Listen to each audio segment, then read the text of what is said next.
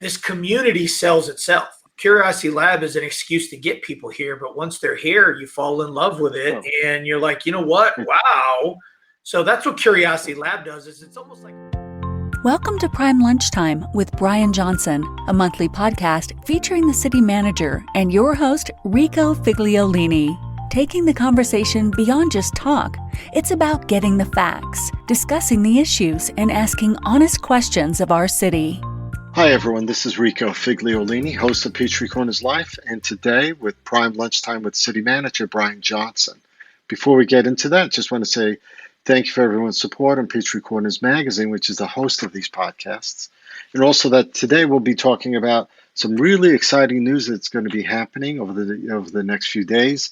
Certainly one that was announced today about a company here in Peachtree Corners that is going to be expanding into a huge medical campus. So we're going to be discussing that.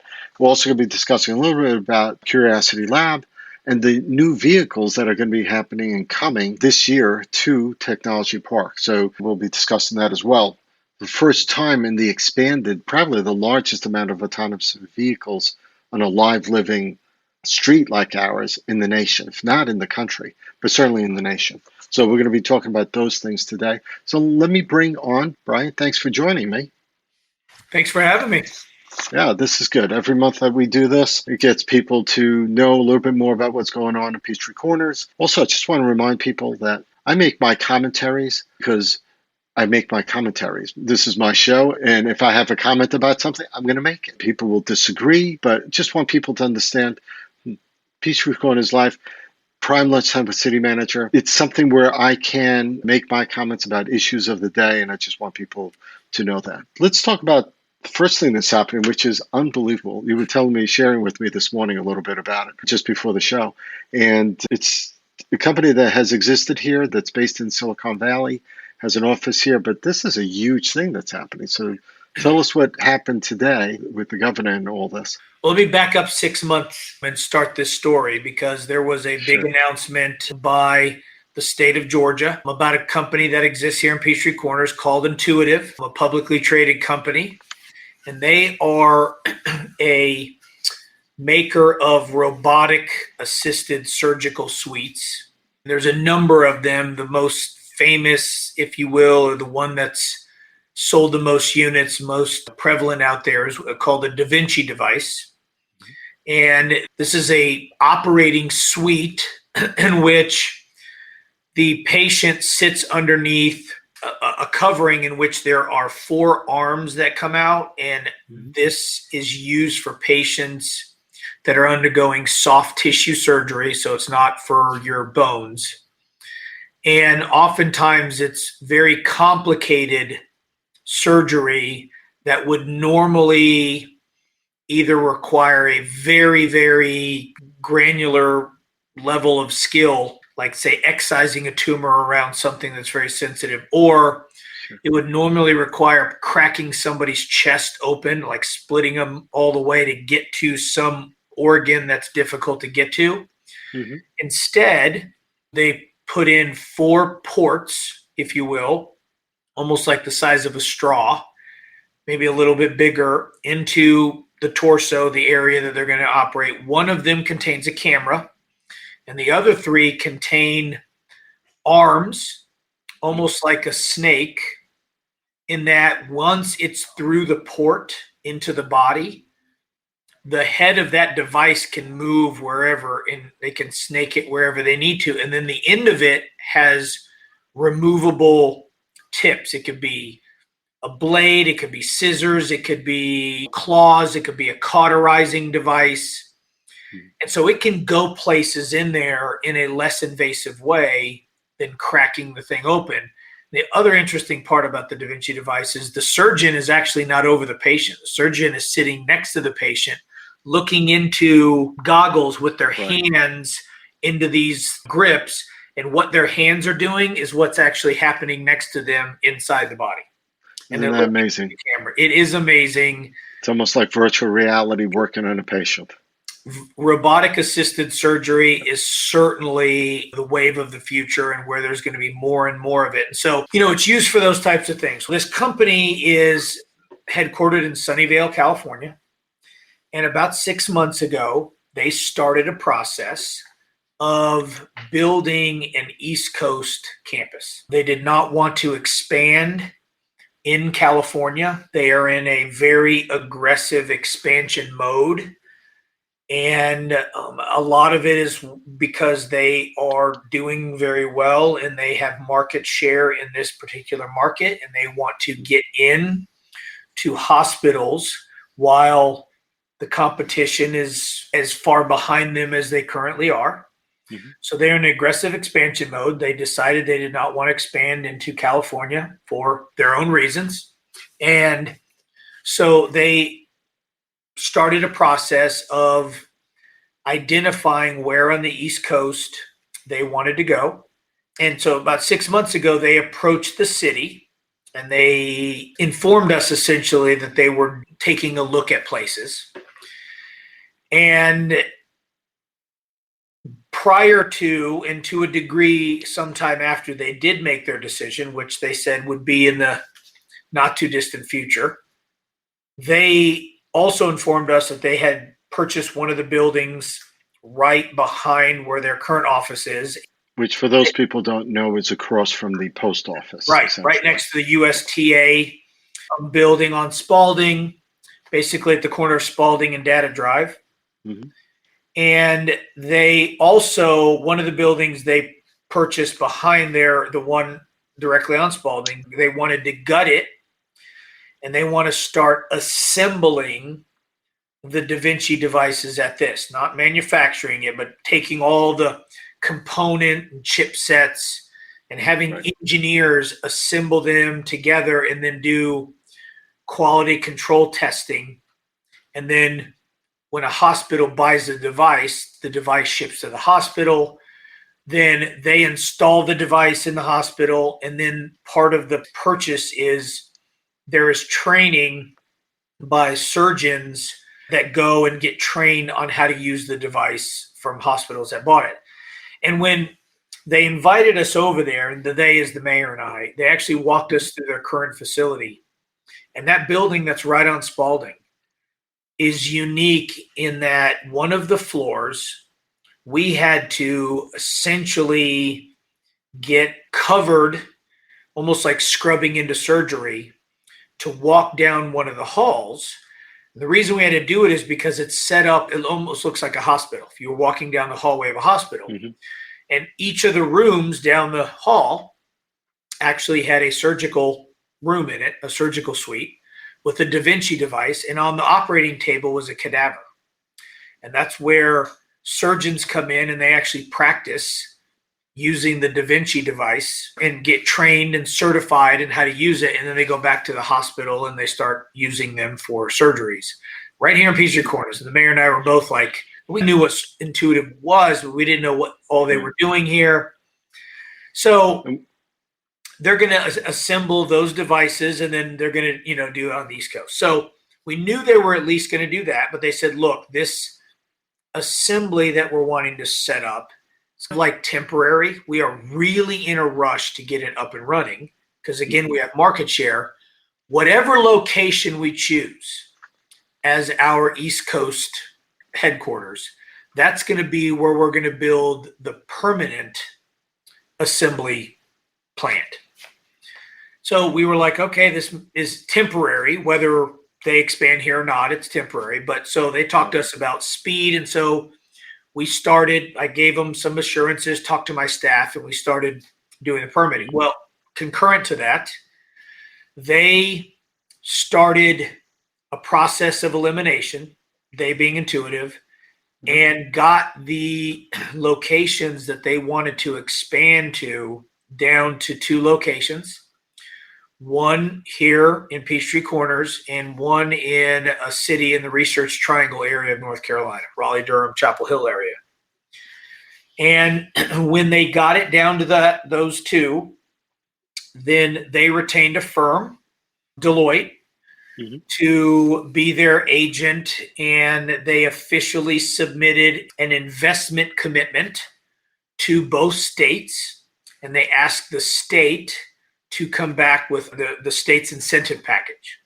Okay. And what Intuitive committed to in their investment proposal was for them to create about a $600 million campus and to create 1,200 or more jobs with an average salary of these 1,200 or more jobs of $130,000. It's just phenomenal. That's better than Amazon. Just yeah. Unbelievable. So they're going to have a big campus. How big is this campus going to be? I can't remember. I want to say it's going to be like 6 buildings-ish. So what you're going to have here is you're going to have the assembly building where they're assembling. Their sales team for the East Coast is going to operate out of here. There's going to have research and development at this location. Okay. They're going to have a number, not all, but some of their C-suite people are going to be here. The chief, I think, technology officer, the chief operating officer, chief sales officer, all those C-suite. Some of them are going to come here. Mm-hmm. They are going to also have all of their training. So another byproduct of this is they're building a much larger, version of that floor that I just told you for people to come in, surgeons to come in and train. And so the turnover on a regular basis of surgeons coming into the city to train for a week or more, depending on what level, they're staying in our local hotels.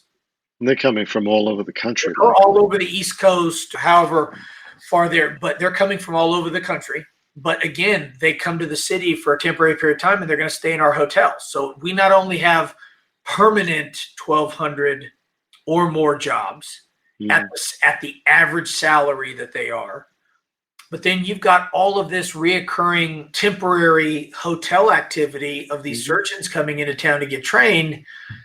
And yes, this was a very, enticing project. And so the state of Georgia said, received, we'll get back to you. And we started the process. And so the city, the county, and the state, well, we first got together and we came up with an incentive package that we would offer back.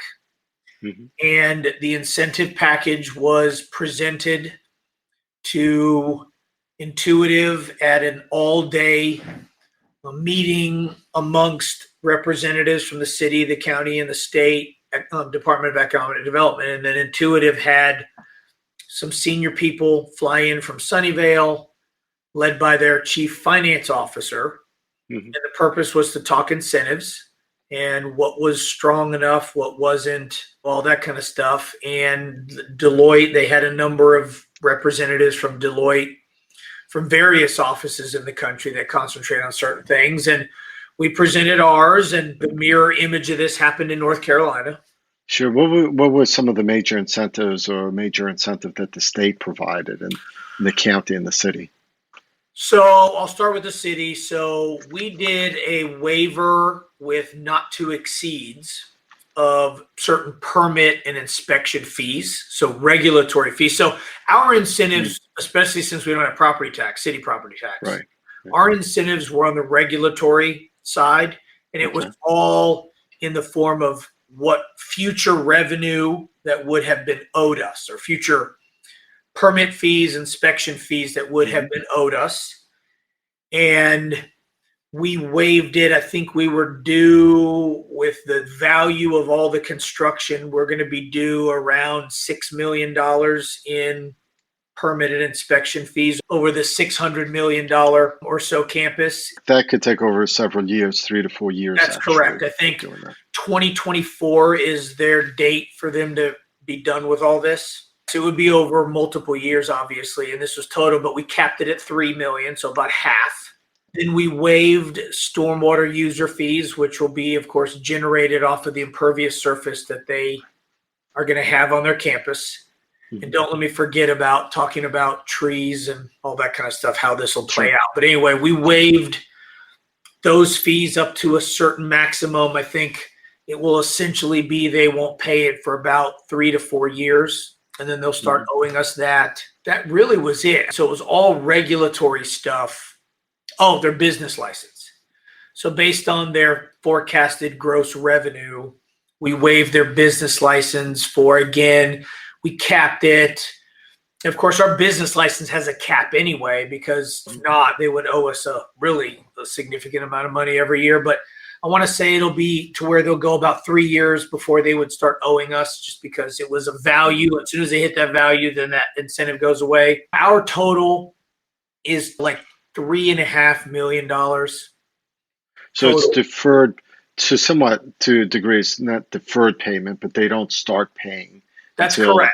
maybe 3 years into their That's expense. correct. It's almost like Rico. You say, "Hey, I'm thinking about doing something. What's in it for me?" And I'll like, Right. "You're gonna owe me money at some point, Rico. I just won't Mhm. have you start paying it until the notional value of what you would Mhm. have owed me gets to a certain point, and then I'm no longer going to waive that fee. Now you got to start paying it forever." And we do that because if we got into a situation where somebody had an endless waiver of something, then you find Mhm. that you all of a sudden don't have any revenue from business license because you waived it for everybody at some point. And two, during the construction phase, there's a lot of upfront costs. I think we've all moved. Oftentimes when you move and build new things, there's other costs on the company that are not borne by the local jurisdiction. They're going to relocate a couple hundred, I believe, employees from California to here when they open their assembly operation here. They hope within the next 4 to 6 months.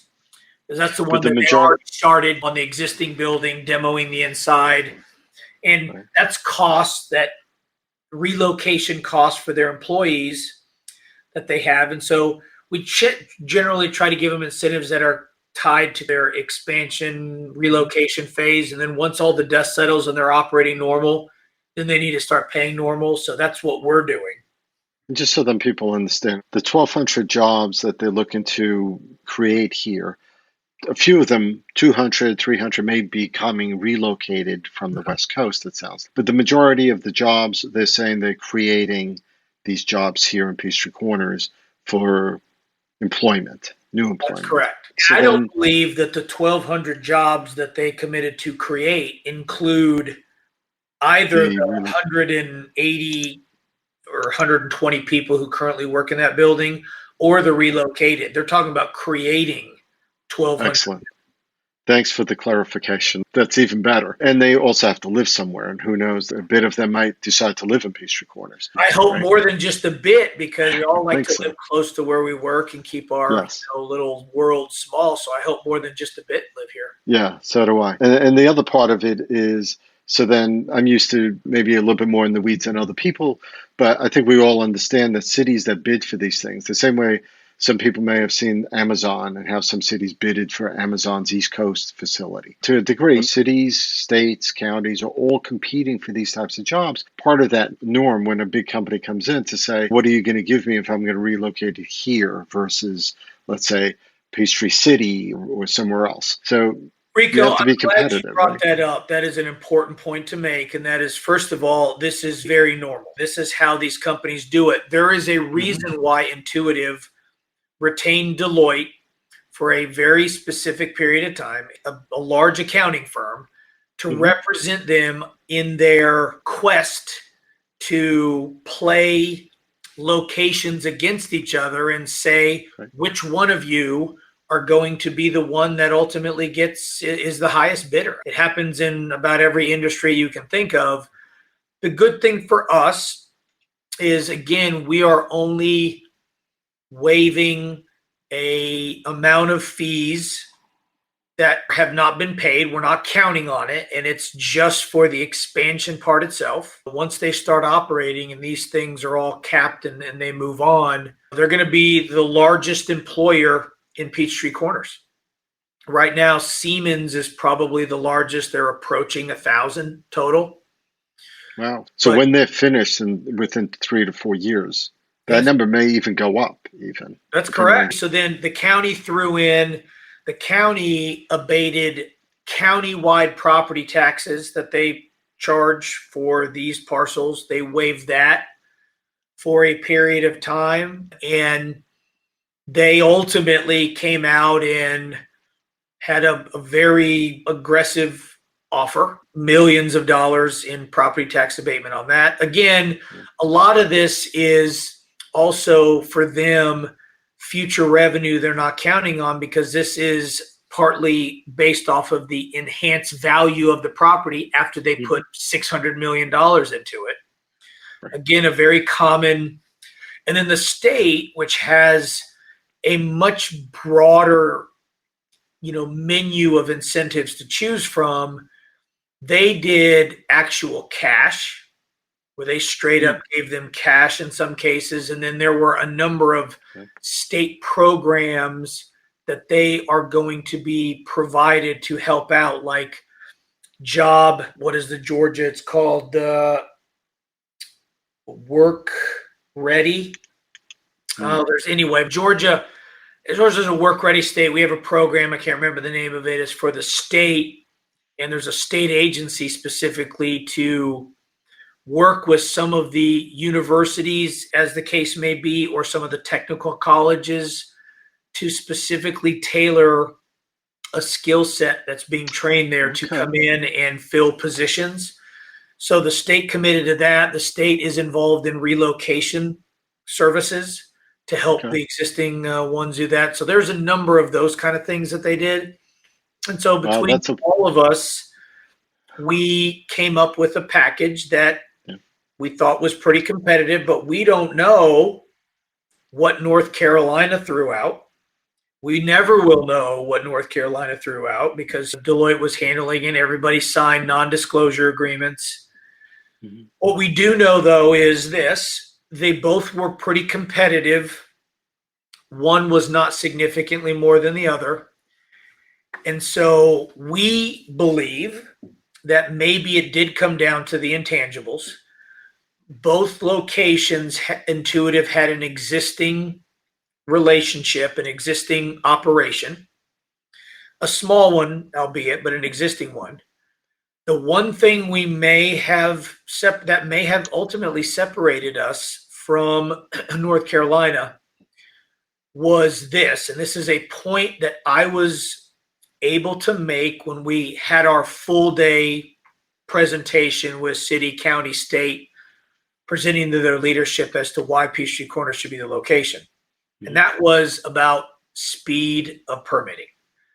Very important to them as to how fast we can move, because again, they're like, we are in a massive growth mode. We need to get this East Coast operation up and running fast. We need to grow while we have the market share that we do. And so they asked us, really me, because the city's a local issuing authority, what can you do to ensure or assure us that you will be able to move as fast as we would like? And what I was able to say is, look, I can tell you how fast we will move, and any other location you're looking at will have to tell you how fast they will move. But I'm in a unique position where I can have one of your own people, and they have a project manager that was hired specifically to oversee this expansion, wherever it was. But he had been working with us on the current expansion, the temporary assembly that they're setting up. So I said, look, what I can tell you is best told by your project manager, and that is not how fast I would move if you expand here, is how fast the city has been moving to date on your current one. And then he said, I have to say that Brian's right. They have met or exceeded every assurance they gave us on speed. We have never been waiting on them. They have moved beyond our expectations. Who knows? We'll never know, but maybe that was enough for them. All things being equal, at least the city has proven that they can move fast. Maybe the North Carolina municipality would have too, but it doesn't really matter, because the governor just announced that they chose Peachtree Corners. And so we are excited to be able to be part of this. We worked hard. My staff has worked hard over the last 6 months to get us to this position. Mayor and council have been very supportive of what we needed to do and provide when it comes to incentives, and also really just even in the processes of permitting and inspections. Part of this is they've been here for a number of years, and we have never, in any case, even before we knew they were wanting to expand, never given them any reason to not like the community that they're in. And they are excited about what we offer to their employees that are going to be here, what we have as it relates to housing and schools and quality of life amenities. And so they're very proud to be here. And this is one of the largest medical economic development projects in the state of Georgia in a long time, and one of the largest in general. Just the average salary is the one that is a kicker. These are high-paying jobs.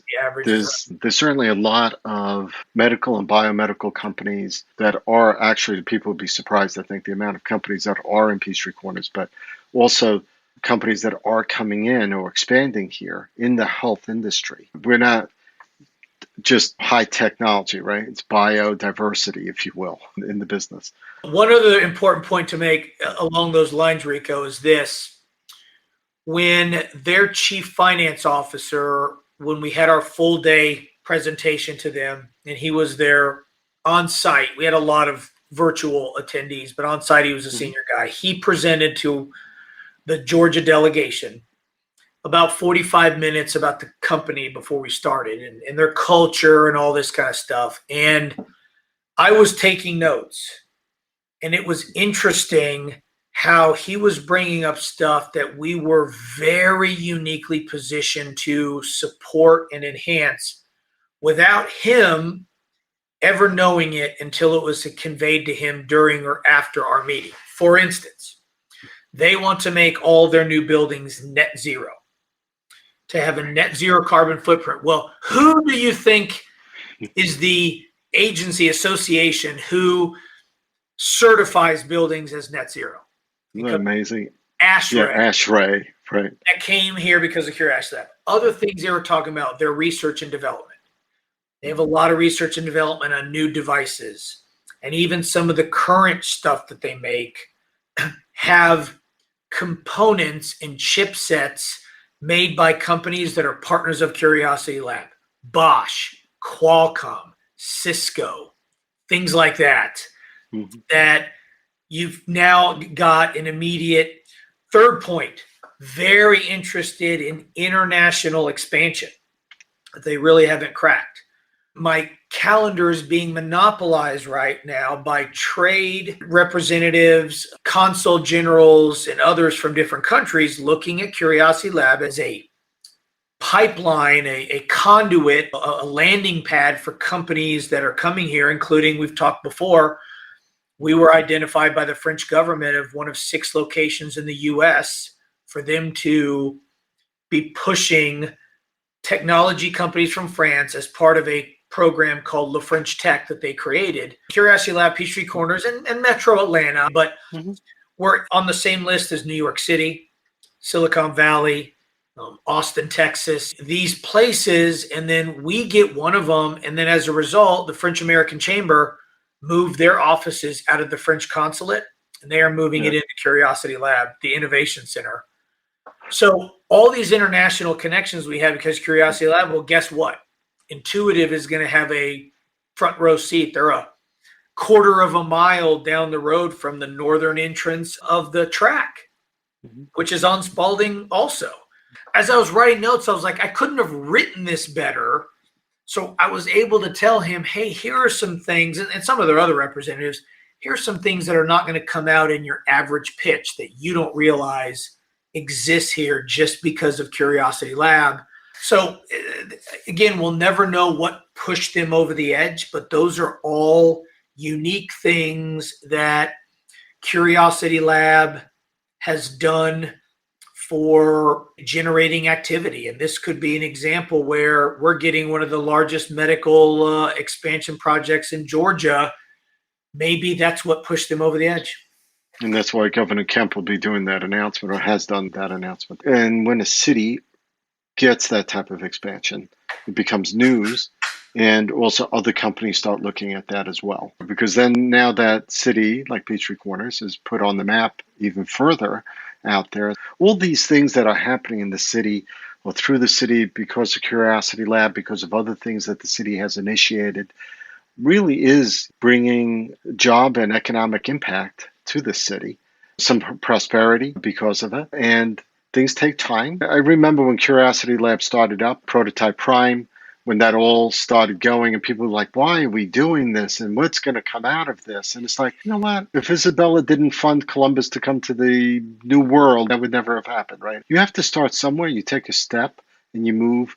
And you guys even realized and learned a few things. So you evolved and changed, and Curiosity Lab came out of that. So I'm impressed that the city still continues to be able to do what they're doing. And we're a small city.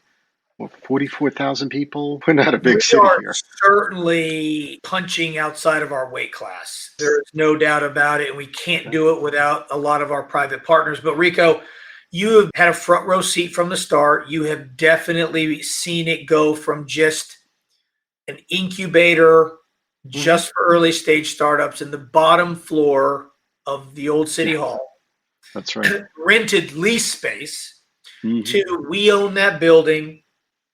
And we have created a living laboratory for various things. And I know I beat the drum of Curiosity Lab merely because this magnet for activity that we created has a name. Other people have named things too, and different times is different things. But I bring it up just so that the residents here are kept updated on the benefits that we derive from having a reason for certain companies to come and kick the tires here. And again, even if a group is just here for one day, they're going to probably get hungry at lunch, and they're going to probably eat in our restaurants because they're close. That's sales tax that comes back to us through SPLOST. Hotel stays generate hotel motel tax. Sure. And then you get a company like Intuitive. Now we're talking about 1,200 plus people who are going to be working here. And again, I would like to think that all of them are going to at least start looking as close to the building they're going to work out of as they possibly can. This community sells itself. Curiosity Lab is an excuse to get people here, but once they're here, you fall in love with it, and you're like, you know what? Wow. So that's what Curiosity Lab does. Is it's almost like a resume. To a degree, it's what got people interested in the area in Peachtree Corners. And then it's the interview when people come here and they see the community and everything, that is what sells it. So, yeah, we're pretty pleased so far. I think I'm a cheerleader, if you will, of what the city has done. Now, some people might look at that and say, oh, you just believe everything the city does. And you know what? The fact of the matter is, I like what the city has done. Now, I might have a debate about that bridge, the pedestrian bridge, and the size, or whatever. I did disagree on certain things, but in the end, Rico, you have not always agreed with everything that we have done. No, I have not. No, rezonings, there's been rezonings that I totally disagree on, or conditions on zonings that I would argue for, that I've argued even with you privately on, that there should be certain conditions on certain rezonings because of the nature of the beast. But as much as I'm a cheerleader of what the city does, it is because I believe that what the city does is doing phenomenal work. And some people may say it's getting too dense. There's too many people now. Housing is expensive. That is the nature of the beast. And when a city becomes popular and people want to be there, it does happen. Now, we have to look at that. We've discussed that about affordable housing, because not everyone can afford a $500,000 home, a $400,000 home, or even a $350,000 home if you can find it in Peachtree Corners. And the schools are great. Everything's working well that way. More things are going to probably be coming. I mean, Wesleyan's expanding, Cornerstone's expanding campuses. There are more kids in Norcross and Pinckneyville. My kids came through this, through the whole system, through the IB program. We were talking about how kids can't write anymore just before the show, and how in this city, because of the programs we have here, my kids can write. They tell me now, my daughter, who's doing a master's program, she's in a group study within this program. She's the only one that knows how to write, it seems, and the other ones don't, and they're in a master's program. And I swear it's because of the IB program here. So we have education, we have economy, we are beginning to see more entertainment. Yes, COVID has stifled it a bit, but we're hopefully coming out of that. Hopefully the variant is not going to curtail some of that, but it is what it is, and I think the city has even reacted well to some of these things. There's just a lot of stuff going on, And we just have to be aware that patience sometimes is needed on some things. We may be back to masks at some point, but it's okay. We have to go where we have to go. We're slowly running out of time, though, so I do want to hit quickly on something else that I want to talk about, and that is Ollie 2.0, along with Navia, which is a French company, I believe, 2 of 3 companies in the world that have these types of vehicles running in live environments. We're going to see 4 autonomous vehicles back on the track, it seems, doing work, researching. Can you give us quickly about what's going on there? And I understand there's a lot of attention being done, even at the secretary level, cabinet level of the federal government. There would be a visitor or 2 coming soon. So tell us a little bit about what's going on with Curiosity Lab. Yes. So again, Curiosity Lab continues to outperform our expectations. Mm-hmm. We were approached with a proposal by a consortium of companies led by an autonomous vehicle operator company that operates autonomous vehicles as shuttles in different places like Yellowstone National Park, Lake Nona down in Florida, places like that. And the proposal was to use Curiosity Lab for a test, at least the first of its kind in the US, if not the world, is to take 2 different autonomous vehicle manufacturers.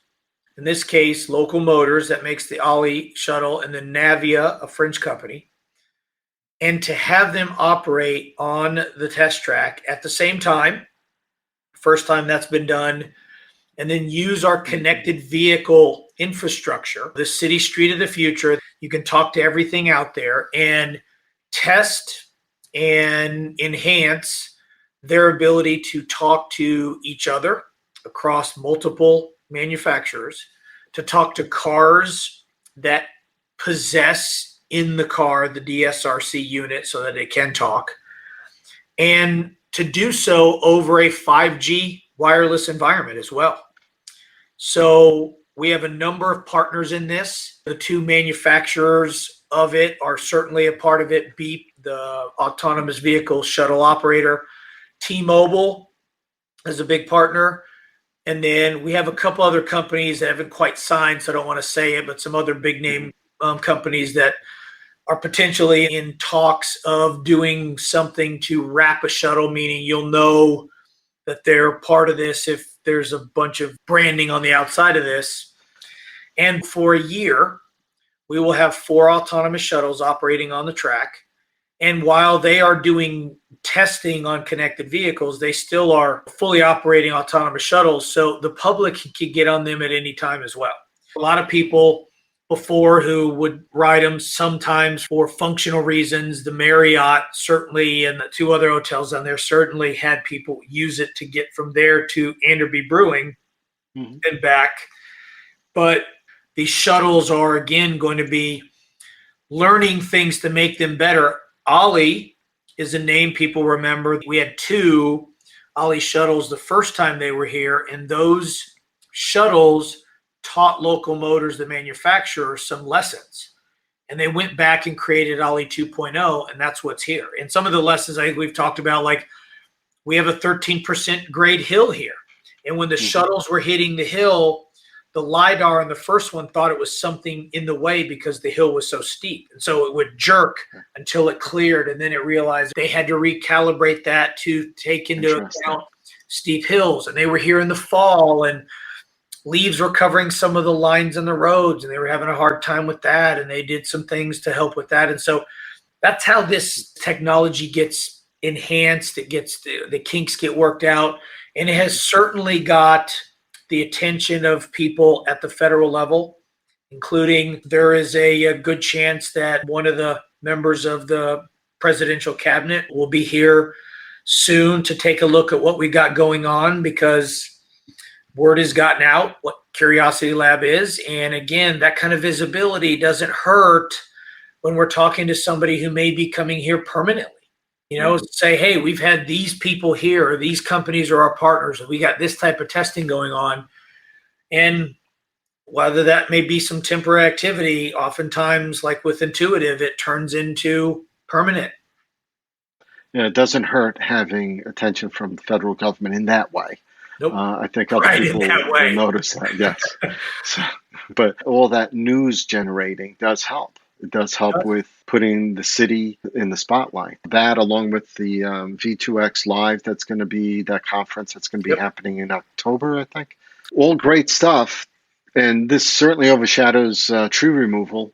But just to end the show, let's also talk just quickly about the tree removal that's happening, because this way people know about what's happening with that.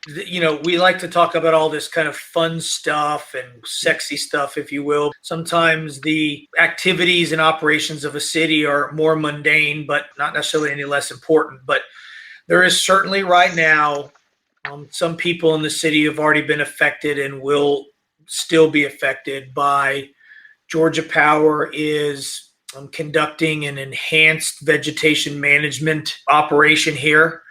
Enhanced meaning it is more aggressive, if you will, of pruning trees back than they typically are. Right. The reason of this was due to some concerns raised by people in the community about power loss in the area and it being lost more than it should. And so there was a series of events and meetings and whatever that took place, some involving public service commissioners and so on and so forth. And Georgia Power ultimately said, okay, we're going to come in and we're going to be much more aggressive than we normally are. The fine line Georgia Power has to walk is this line between, it's almost akin to a not in my backyard type of thing where everybody is in favor of trees being pruned back as far as possible from power lines, unless it happens to be the trees in their yard. And that's not to say that they're wrong.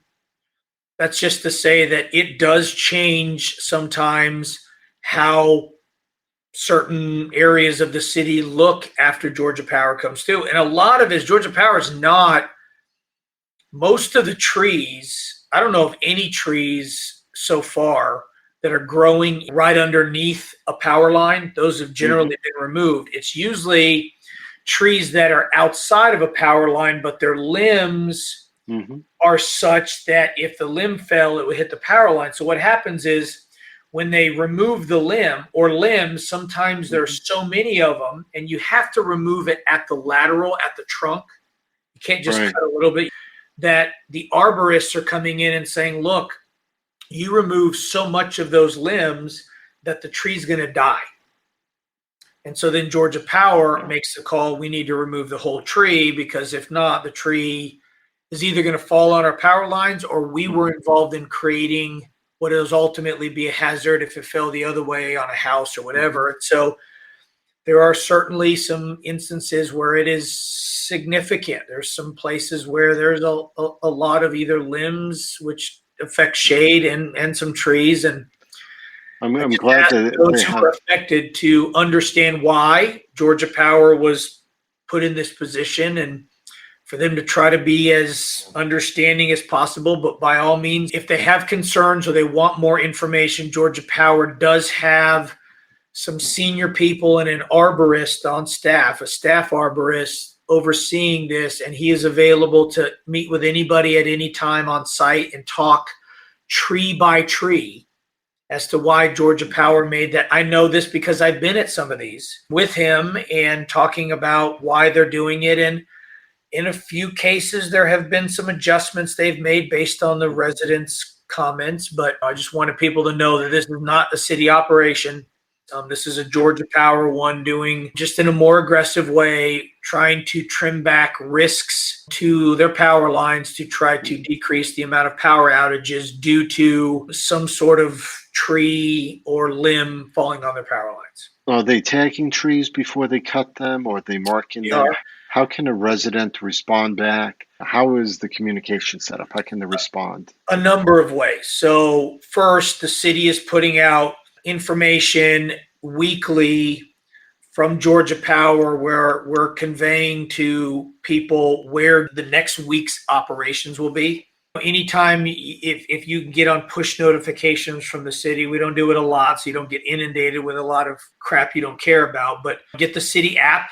It'll push you information, right. Sign up for communication from the city, but that's one way. Georgia Power is also knocking on every door of houses that they're doing and putting door hangers on properties that they're going to do something. They do not want to be in a position where the first time somebody sees is when the tree is being cut or is already cut down. And we have had one or two instances where that's happened. And one of them I know where the people were like, you didn't try to contact me, I would have known. And they're like, we left a voicemail, we knocked on your door twice, and then we did a door hanger. And they're like, no, you didn't. And then they were literally standing in the front yard and they're like, it's still hanging on your front door. They're like, oh, I never go out my front door. And that's why I said, and I get it, but I'm just saying, yeah. Don't do things like that, at least for a time period. But it's in very targeted areas of the city. This is not citywide. This is based on basically LiDAR mapping that Georgia Power did by putting a laser radar underneath the power line up into the tree canopy, and it came back and showed them where the risk of tree foliage falling on that was at a certain point, and that is what's driving them. They're not doing this indiscriminately. And certainly that helps, because there are tree limbs that I see when we've had power loss, or I've seen through the city after a storm, you would see tree limbs falling. That doesn't take into account necessarily a tree that may be 20 feet off that will fall. I think it was last year with Picnicville Middle School where a tree essentially fell on the lines and yanked a cable essentially off the, I think it was off the transformer. And that was down for 2 days, 3 days, 2.5 days, something like that. It was down for a decent amount of time because they needed someone out there to safely do the things they need to do before they removed the tree even.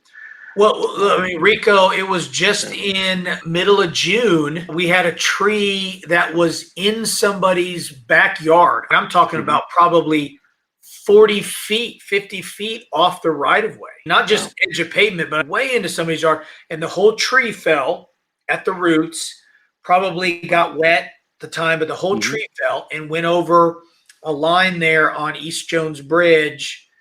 And a lot of people back in the Riverfield, Wentworth areas back there randomly lost power, and everybody, including myself, but everybody was like, what?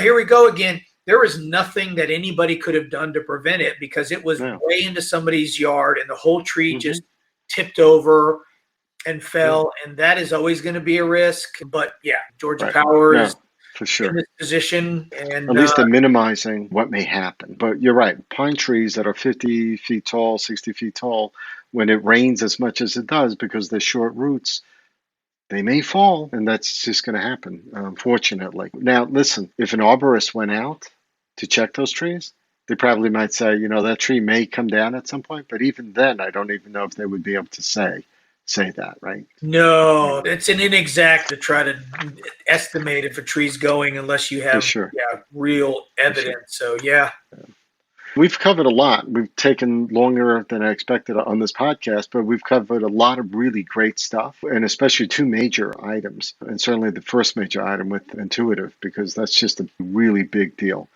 for the city to be having that. So I'm excited to continue to see things going on like that.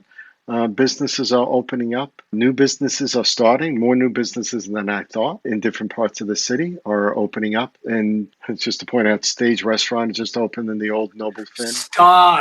Stage, Rico. Come on now. They should spell it differently or put a little thing on. Two little dots over the Does it have it? All right. Yes, I mean, come on. I kept thinking Stage. Stage, okay. No wonder. HWA is opening up soon. They just got their liquor license approved. So hopefully they'll be opening up soon. So a lot of things happening in the city. Brian, I appreciate your time, as always. Thanks, Rico. Thanks for having me. And thank you all for listening and taking the time to tune in. Thank you. You've been listening to Prime Lunchtime with Brian Johnson, the city manager of Peachtree Corners, Georgia, with your host, Rico Figlione. This show is part of a family of podcasts produced by Peachtree Corners Magazine and Mighty Rockets. To find more episodes of this show or our other podcasts, visit livinginpeachtreecorners.com or follow us on Facebook at Peachtree Corners Life.